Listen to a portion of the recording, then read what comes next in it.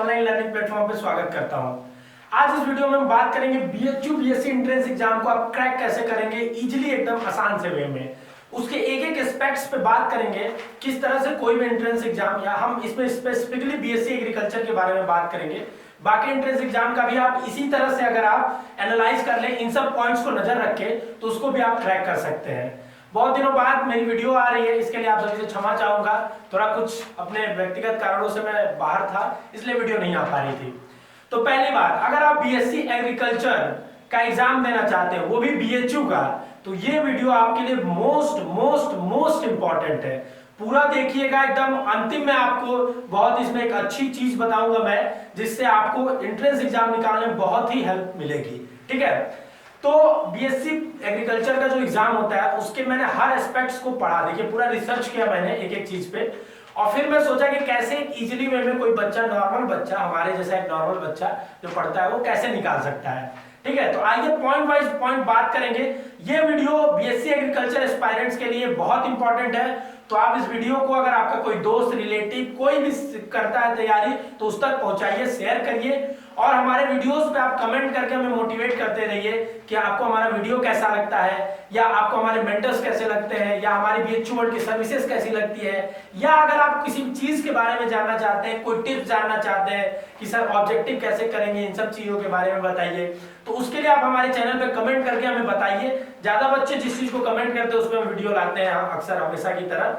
इससे हमें, और अगर आप हमारे बारे में अच्छी बातें लिखते हैं, तो इससे हम मोटिवेट होके, ऊर्जान्वित होके और अच्छे से अच्छे काम आपके लिए स्ट्रेटजी और टिप्स ट्रिक्स लाते हैं।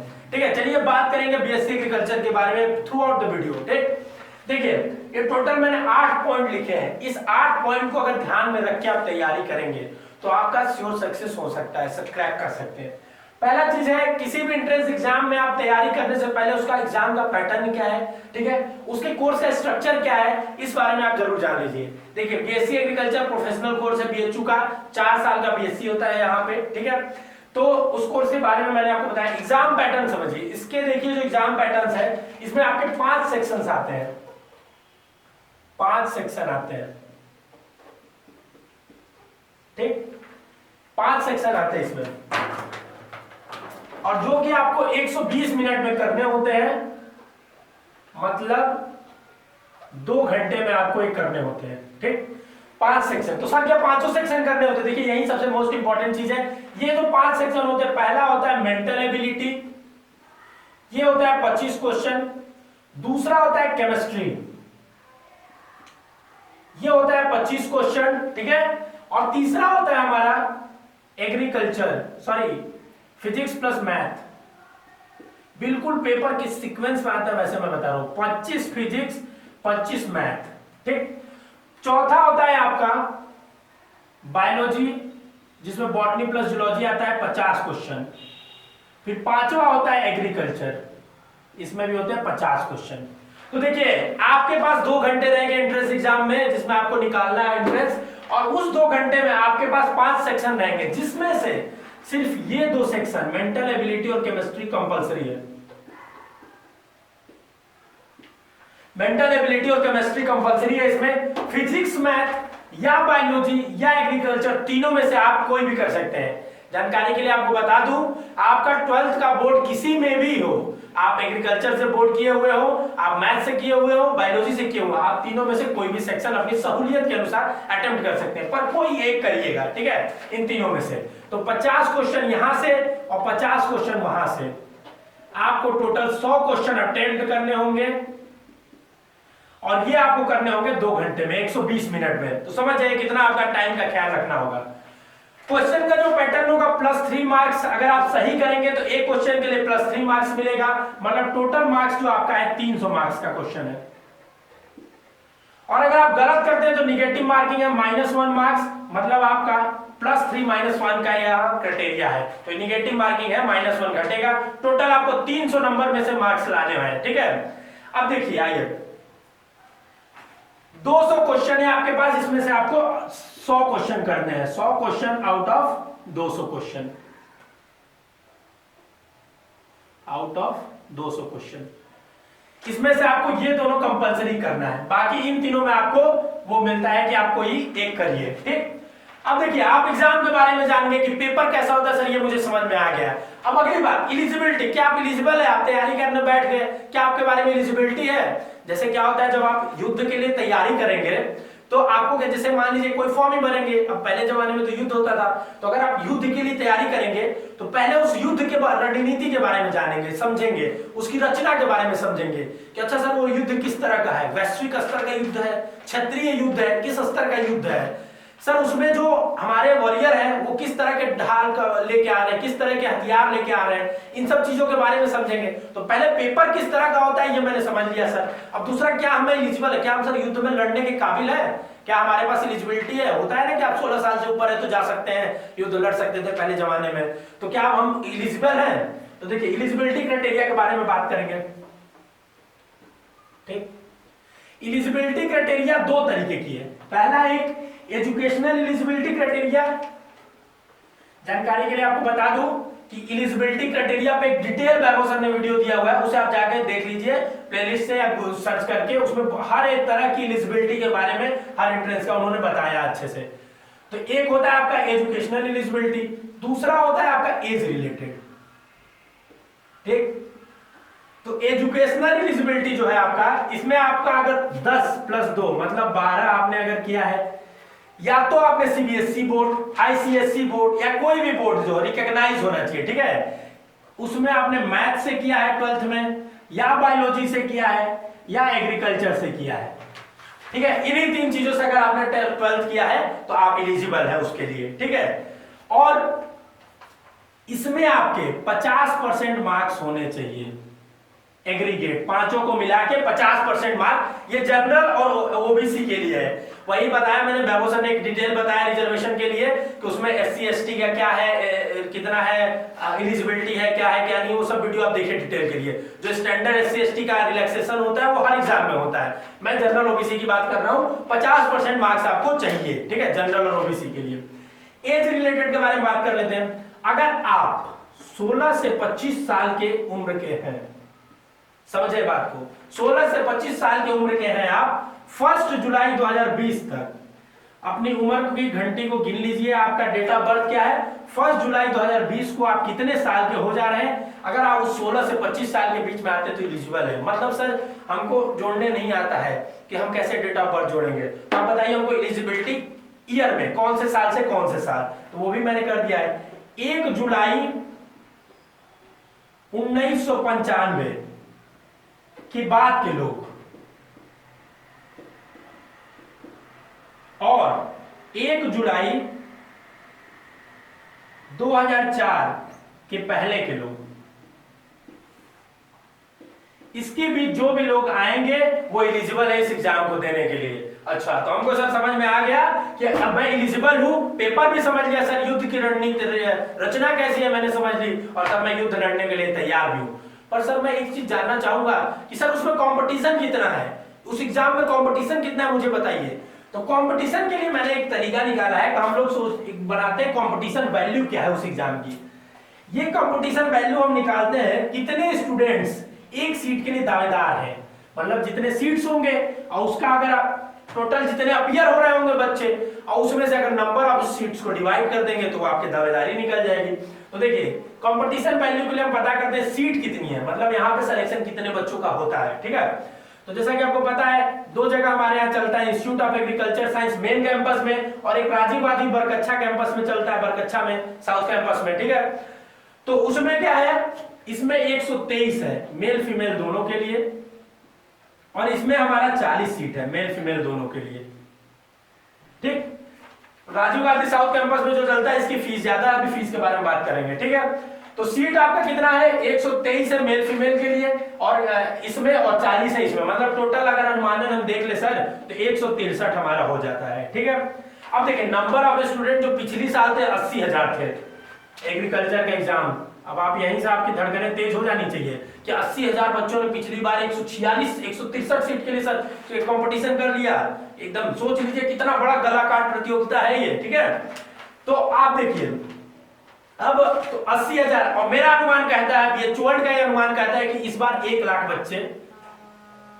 लाख बच्चे बीएससी एग्रीकल्चर का एग्जाम देंगे, ठीक है, मेरा यह अनुमान कहता है। तो 1 लाख बच्चे देंगे, मतलब सर 1 लाख डिवाइडेड बाई 163, मतलब पर सीट के लिए सर 650 स्टूडेंट की गला काट प्रतियोगिता है। तो कंपटीशन वैल्यू इसकी 650 है, मतलब 650 बच्चों में एक बच्चों का होगा। घबराइए नहीं, आपका होगा, क्यों आगे मैं बताऊंगा, ठीक है। तो 650 बच्चे में, लेकिन आपको जानकारी हर चीज की रखनी चाहिए, भले कोई भी कितना बृहद हो उसकी पूरी जानकारी रखनी चाहिए। अंतिम तक वीडियो देखिए, अच्छी जानकारी मिलेगी, ठीक है। फिर 650 आपके बच्चे एक सीट के लिए मारामारी कर रहे हैं बीएससी एग्रीकल्चर में। अब अगला जो है आपका कट ऑफ, ये जानिए पिछले साल कितने नंबर तक सिलेक्शन हुआ था। 300 नंबर का तो एग्जाम था सर, तो अगले साल कितने नंबर तक एग्जाम हुआ था ये हमें बताइए। देखिए कट ऑफ जो था आपका, तो इसको मैं कट ऑफ के वीडियोस हमारे गए हैं, फिर भी मैं इसमें डिटेल में सब कुछ बता रहा हूं, तो ये बताऊंगा जनरल, ओबीसी, एससी, एसटी, ठीक है, ये आपका बताऊंगा। जनरल का जो कट ऑफ था 215 से ऊपर वाले बच्चों को सीट मिल गया।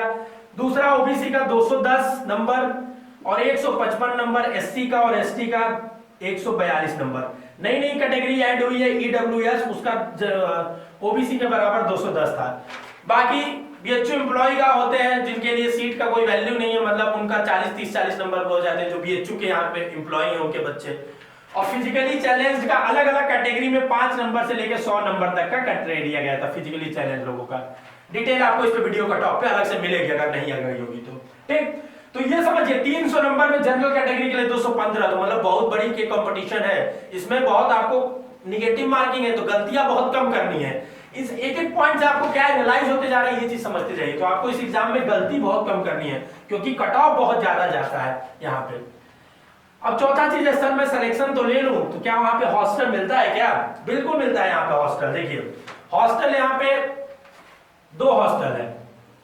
लड़कों के लिए डॉक्टर सर्वपल्ली राधाकृष्ण एसआरके बोलते हैं, ठीक है, जिसमें आपकी सीट है डॉक्टर सर्वपल्ली राधाकृष्णन 60 सीट है, ठीक है, 60 सीट है, जिसमें 36 जनरल की है, 9 एससी की है और 5 एसटी की है। 36 जनरल ओबीसी की है, ओबीसी और जनरल की हॉस्टल में एक ही बराबर होती है, ठीक है कोई, और 5 एसटी की है, 60 सीट है, ठीक है। और उसके बाद आपका जो लड़कियों के लिए है रानी लक्ष्मीबाई, ये मेन कैंपस का बता रहा हूं, रानी लक्ष्मीबाई है, रानी लक्ष्मीबाई है, इसमें 40 सीट है इनकी। अब इसमें भी अपना वही रिजर्वेशन का जो क्राइटेरिया है, 23 जनरल प्लस ओबीसी, 6 एससी और 30 एसटी का, ठीक है। और जो राजीव गांधी साउथ कैंपस में सभी बच्चों को, उसमें 40 के 40 बच्चे उनको सभी को हॉस्टल मिल जाता है, ठीक है। तो ये आपका हॉस्टल फैसिलिटी हो गया। अब फीस के बारे में थोड़ा सा जानते हैं,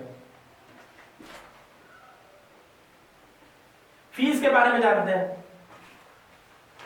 देखिए फीस इसकी क्या है, फीस जो है आपका एग्रीकल्चर का रेगुलर फीस जो है, जो बॉयज और गर्ल्स की लगती है यहाँ पे, ठीक है, वो 3180 रुपए लगती है, ये मेन कैंपस में, ठीक है। मेन कैंपस में जो आपकी फीस लगती है वो 3180 रुपए लगती है, पर बॉयज की जो लगती है और गर्ल्स की भी 3180 रुपए लगती है। हॉस्टल की फीस है 3180 रुपए, ठीक है। क्लासरूम की जो फीस है वो 2660 रुपए है, बॉयज गर्ल दोनों के लिए सेम है, हॉस्टल की भी सेम है, ये मेन कैंपस का मैंने बताया। पर जब आरजीएससी में जो होता है फीस की वैल्यू हॉस्टल की ज्यादा है, 4110 रुपए है, प्लस उनका जो कोर्स वहां चलता है उसमें भी वो 30,000 रुपए एक्स्ट्रा देते हैं रेगुलर फीस के अलावा, जो आरजीएससी साउथ कैंपस में जिनका सिलेक्शन होता है। इसलिए उनको लो कट ऑफ वालों को आरजीएससी मिलता है, हाई कट ऑफ वालों को यहाँ पे मिलता है। जो पेड सीट से लेते हैं, पेड सीट की जानकारी अगर नहीं है आपको तो वीडियो देखिए, हमारे सूरज सर ने बताया है, उसमें क्या है 20,000 रुपए पर सेमेस्टर, ये भी पर सेमेस्टर की फीस है, 20,000 रुपया पर सेमेस्टर उनको देना होता है एक्स्ट्रा रेगुलर फीस के अलावा। फीस के बारे में जान गए। अब यहां तक आप बीएससी एग्रीकल्चर के बारे में भी जान पाए। सर आपने बोला था कि क्रैक कैसे करेंगे ये बताइए, ये नहीं बीएससी एग्रीकल्चर यहाँ का क्या है। अब यहाँ पे आपका मूल बात स्टार्ट हुआ कि सर फीस पता चल गई, हॉस्टल फैसिलिटी पता चल गई, सब कुछ पता चल गई सर, अब ये बताइए आप हमें वहां का कैसे क्रैक करेंगे। तो क्रैक करने के लिए पहले आपको बेसिक उसका सिलेबस जानना होगा। सिलेबस के सारे वीडियो हमारे प्लेलिस्ट में गए हैं, उसे आप जाइए एक बार देखिए अच्छे से, उससे आपको पता चल जाएगा किस साल में किस टॉपिक से कितना क्वेश्चंस आया है। वहां पे हमने डिटेल एनालिसिस 4-5 साल का किया है, हर चैप्टर्स का, हर सब्जेक्ट का बीएससी एग्रीकल्चर में आने वाले, और उससे आपको बहुत इंप्रूवमेंट होगा। तो प्लेलिस्ट में जाइए, उन सिलेबस के वीडियोस को देखिए, ठीक है। फिर भी मैं आपको एक बेसिक आइडिया सिलेबस का दे दूंगा। मेंटल एबिलिटी है आपका, मेंटल एबिलिटी जो है इसको पढ़ने का आपका, जहां पढ़ने के लिए मैं सिलेबस जो बता रहा हूं कहां से आप पढ़ेंगे, वहां सिलेबस टू द पॉइंट मिलेगा। आर.एस. अग्रवाल से इसको मेंटल एबिलिटी को पढ़ेंगे आप, ठीक है। केमिस्ट्री जो है आपका एनसीईआरटी का जो सिलेबस है वही अप्रॉक्स सिलेबस है, केमिस्ट्री 11th 12th एनसीईआरटी। बाकी मैथ्स के लिए आप वीडियो देखिएगा डिटेल में, फिजिक्स के लिए भी आप वीडियो देखिएगा, फिजिक्स के लिए भी वीडियो देखिएगा, बुक एसएल अरोड़ा फॉलो करिएगा, ठीक है। और आपका बायोलॉजी के लिए 11th 12th की एनसीईआरटी देखिएगा, यही सिलेबस 11th 12th की। और जो एमपी बोर्ड का एग्रीकल्चर का सिलेबस होता है वही एमपी बोर्ड का वही सिलेबस है, वही बुक्स पढ़ेंगे तो आपके लिए इंपॉर्टेंट होगी, ठीक है। तो सर पता चल गया हमको, अब सब कुछ जानकारी हो गई। सर आप बताइए कैसे क्रैक करेंगे हम बीएससी एग्रीकल्चर को। बीएससी एग्रीकल्चर को क्रैक करने के लिए जो स्ट्रेटजी मैं बता रहा हूं वो आपको ध्यान रखेंगे तो बहुत ही आसान होगा इस एग्जाम में आने के लिए। पहला स्ट्रेटजी है टाइम मैनेजमेंट।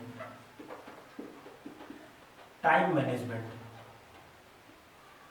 सोचिए एग्जाम कितना क्रूशियल है कि 100 क्वेश्चन करने के लिए 120 मिनट आपको मिलेंगे और जिसका कट ऑफ 300 में से 210 जाता है, तो उसमें आपको टाइम मैनेजमेंट बहुत ध्यान देना होगा। टाइम मैनेजमेंट के लिए आप पेपर प्रैक्टिस करिए, 3 घंटे 2 घंटे बैठ के आपको ये मॉक टेस्ट पेपर लीजिए, पुराना पेपर लीजिए और उसको 2 घंटे में सॉल्व करने की कोशिश करिए। इससे क्या होगा, आपका टाइम मैनेजमेंट सुधरेगा, टाइम सुधरेगा करने का, एक्यूरेसी बढ़ेगी आपकी टाइम की, ठीक है। तो इस तरह से आप टाइम मैनेजमेंट में पहला वर्क करेंगे। दूसरा है आपका ऑप्शनल सब्जेक्ट का सिलेक्शन। ये आपके सिलेक्शन में सबसे मोस्ट इंपॉर्टेंट और क्रूशियल रोल निभाएगा, ठीक है।